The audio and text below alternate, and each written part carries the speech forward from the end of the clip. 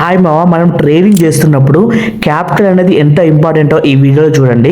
So నేను చెప్పాను కదా, ఒక రోజుకి మనం 2% తీయగలిగితే మార్కెట్ నుంచి సో మనం మంత్ ఎండ్ వరకు చాలా మంచి ప్రాఫిట్ తీసుకోవచ్చు అని చెప్పేసి. బట్ ప్రాబ్లం ఎక్కడ వస్తుంది అంటే మన క్యాపిటల్, ఒకవేళ మీ క్యాపిటల్ 10,000 రూపీస్ అయిందనుకోండి, మీ ప్రాఫిట్ జస్ట్ 200 రూపీస్ మాత్రమే. అండ్ ఒకవేళ మీ క్యాపిటల్ 100K అయిందనుకోండి, మీకు వచ్చేసి 2,000 రూపీస్. క్యాపిటల్ 5 lakhs అయిందనుకోండి, సో మీ ప్రాఫిట్ వచ్చేసి 10,000 రూపీస్. క్యాపిటల్ 10 lakhs అయితే సో మీ ప్రాఫిట్ వచ్చేసి 20,000 రూపీస్. సో గైస్ ఇక్కడ చూడండి, మనం తీసే పర్సెంటేజ్ ఇక్కడ మారలేదు, బట్ మీకు వచ్చే ప్రాఫిట్ మారింది. సో దానికి రీజన్ ఏంటి అంటే మనం పెట్టుకున్న క్యాపిటల్ అనమాట.